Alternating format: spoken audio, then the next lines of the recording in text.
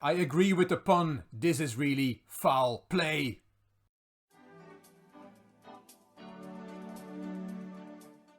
Hello chess fans, this is Rick from Chess to Impress with the next video in the alphabet series.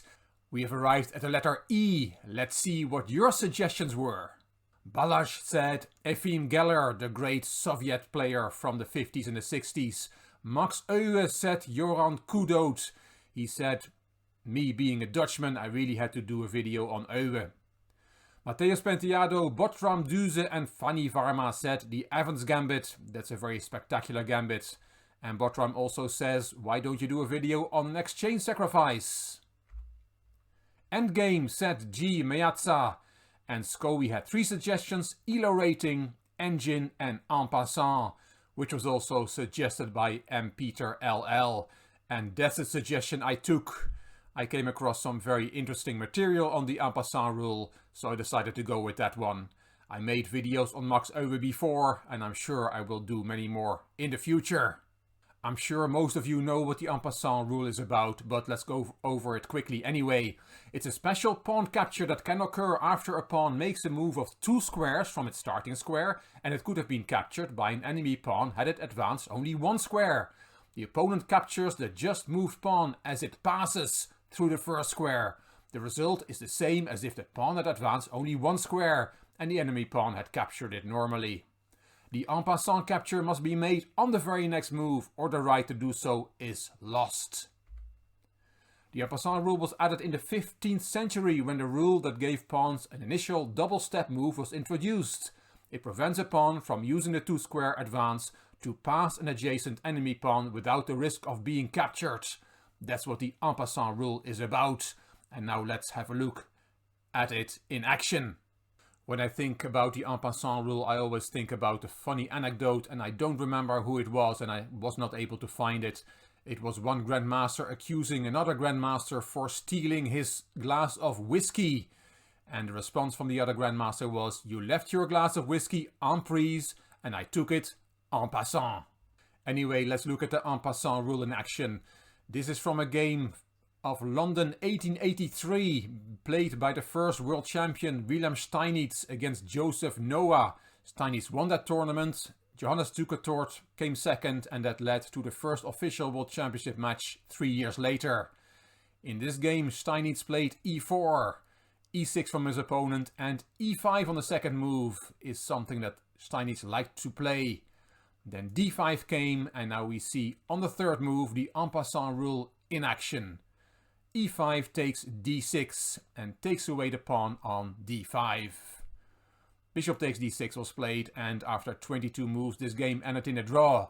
Not a very interesting game. I found a much nicer game where also the en passant rules plays an important role. I just wanted to quickly show you the en passant rule in operation.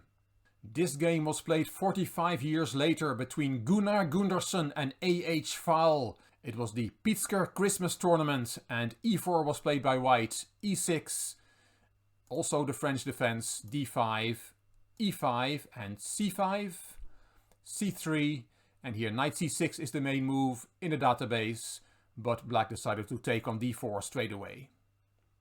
C takes, and black gave a check. Knight interposes. This knight gets developed. Knight f3, knight ge7 and bishop d3, and here black does not spot the danger and just continues his development. He should play knight f5 here, or h6, that's also fine, but he castled kingside, put the king safe in the corner, but it is not safe there at all. And we see the famous Greek gift, not a Trojan horse, but a bishop. Bishop takes h7 check. Works here, is good for white. Great piece sacrifice from Gunnar Gundersen. Black decided to accept the Greek gift and knight g5 check. And black is in big trouble. If you go back with the king, then queen h5 is coming with a checkmate threat. You have to play rook e8 to give the king the f8 square. Then queen h7 check. King steps aside. Another check, knight interposes, and knight h7 check is then possible. After king e7, which is the only move, there is bishop g5 check, and white is winning here. In the game, AH foul after knight g5 check did not go back to g8, but went in open space with the king g6. And now white has to prove that the piece sacrifice was correct. And he played a very strong move, h4, the best move according to the engine as well, bringing extra troops into the attack, the h-pawn and possibly the rook on h1.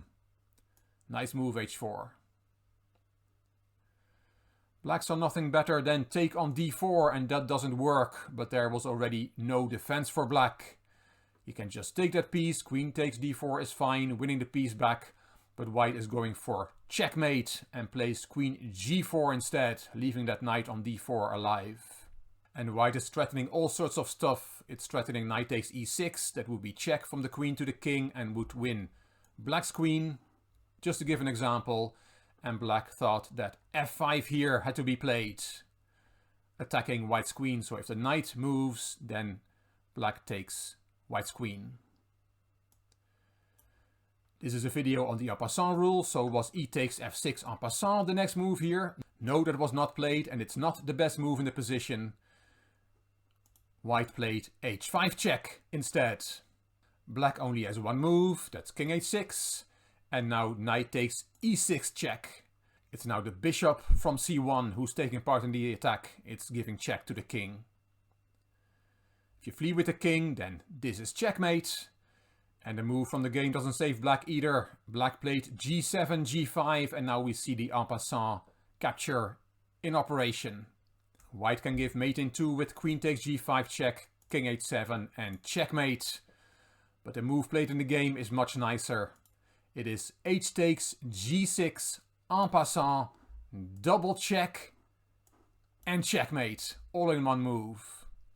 An en passant capture is the only way a double check can be delivered without one of the checking pieces moving, as in this case.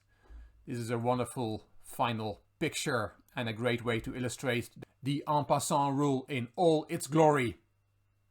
I found this game on the website chessgames.com, and it was given the title Foul Play with F-A-U-L, referring to the name of the poor black player in this game, AH Foul.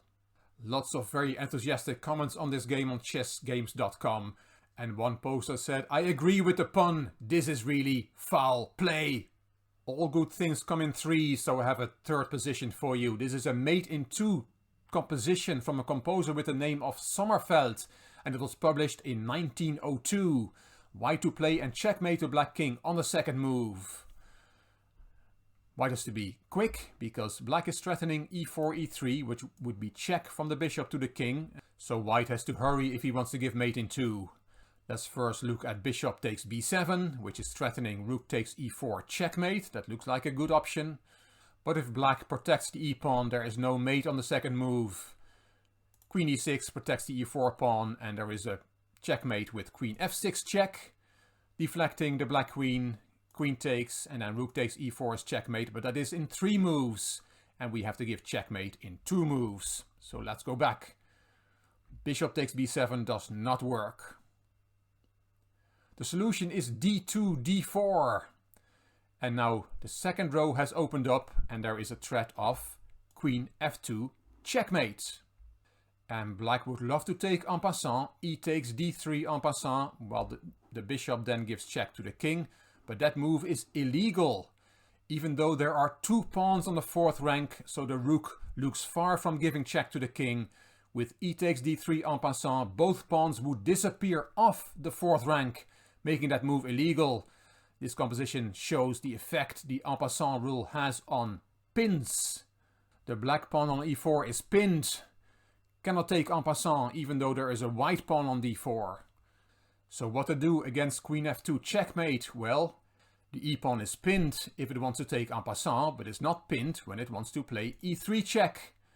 It is check indeed, and the f2 square is covered as well, and the move is legal. The white d-pawn prevents the white rook to give check to the king, but that also gives the solution of this mate in 2 problem, because now d4, d5 is checkmate, resolving the check with the counter check and mate.